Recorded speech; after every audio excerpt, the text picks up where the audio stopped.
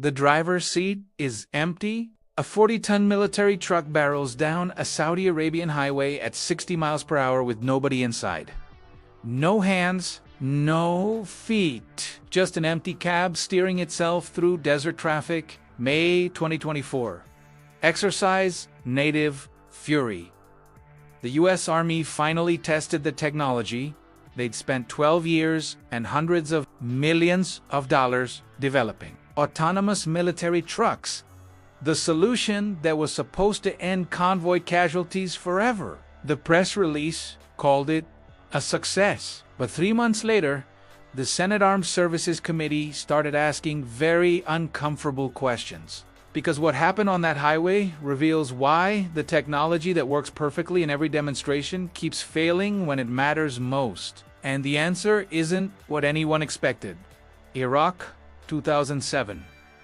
Over half of all American casualties didn't happen during firefights. They happened on roads, resupply convoys, ammunition trucks, fuel tankers, crawling through ambush zones at 30 miles per hour on routes insurgents could time with a stopwatch. The vulnerability was obvious. Put soldiers in predictable patterns and they die. The solution seemed simple. Remove the soldiers. If trucks can drive themselves, nobody needs to be exposed during routine supply runs. You eliminate the casualty risk entirely. The Army launched its autonomous vehicle program with an ambitious target. 300 vehicles deployed by 2025, operating in high-threat environments without drivers. 20 years later, after bleeding billions into development, the technology still can't do what a 16-year-old with a learner's permit does every day. But nobody realized how bad it was until Saudi Arabia. What happened there wasn't just a setback. It exposed something the Army had been hiding. Saudi highways. The autonomous truck is following the lead vehicle perfectly. Then it sees a speed limit sign. The truck slows down, not because it's obeying the sign, because it thinks the sign is a physical obstacle on the road. It processes a flat piece of metal as something it needs to avoid hitting. Captain Amos, the convoy commander, described it with brutal honesty. The system was reading basic road signs as obstacles.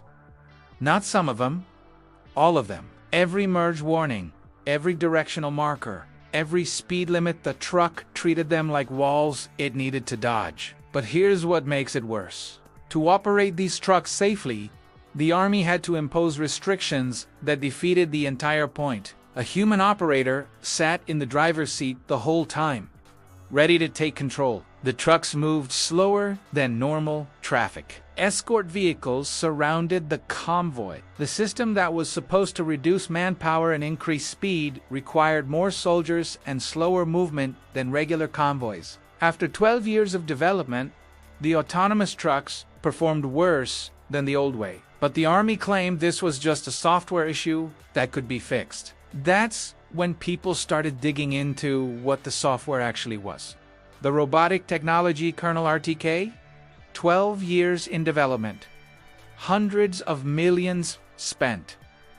First real-world test, 2023. Not in America, in Kuwait, then Saudi Arabia in 2024.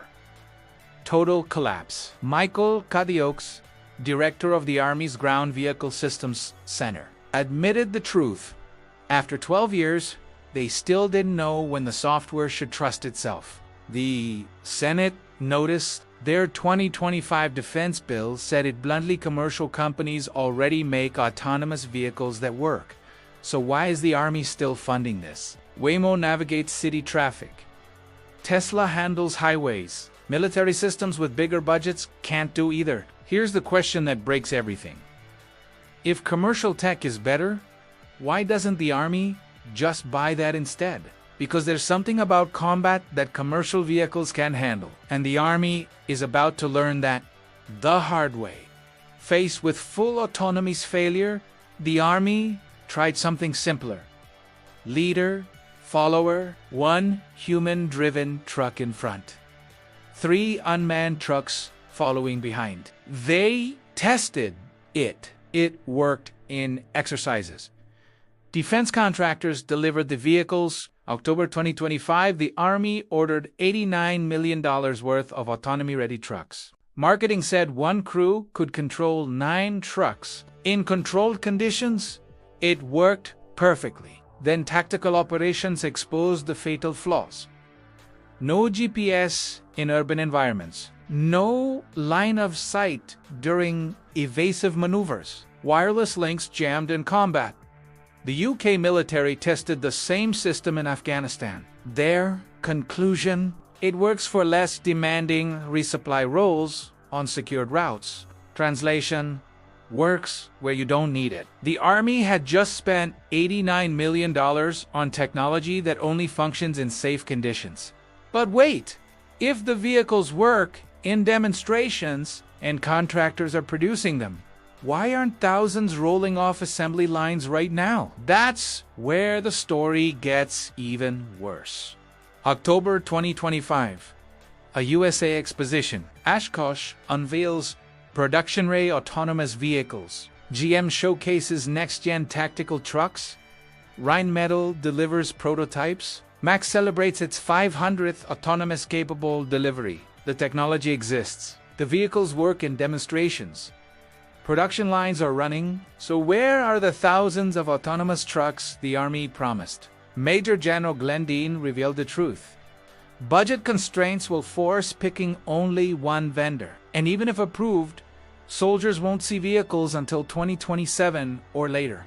20 years after Iraq. 12 years after starting development. The technology that was supposed to save lives in the next war won't arrive until the war after that. If everything goes perfectly, which brings us to the real problem, the one nobody in the military-industrial complex wants to admit, these trucks work in demonstrations because demonstrations aren't war. And what happens when the shooting starts changes everything. Here's what they're not telling you.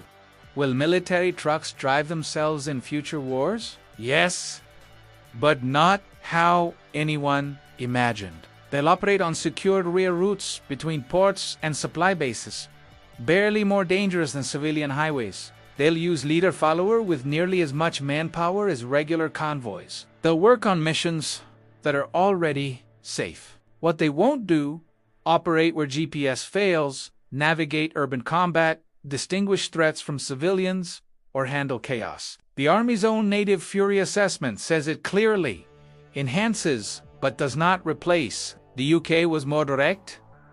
Works for less demanding roles. They work where you don't need them. The problem isn't technology. Commercial vehicles handle complexity fine. The problem is combat itself. War demands systems that can't fail, awareness that adapts to novel threats, decisions balancing lethality with restraint. Autonomous trucks excel at predictable routes. They fail when conditions become unpredictable, exactly when they're needed most. After 12 years, RTK misidentifies road signs. After hundreds of millions, the Senate questions, why not just buy commercial tech? The answer: commercial tech isn't good enough for combat either. That empty driver's seat in Saudi Arabia looked like the future. It wasn't. It was proof that some problems can't be solved by removing humans. The autonomous revolution that was supposed to save countless lives became an expensive cruise control that sometimes works. After 20 years, that's all we have. And maybe that's all we'll ever get. Sometimes, the human is the only thing that works.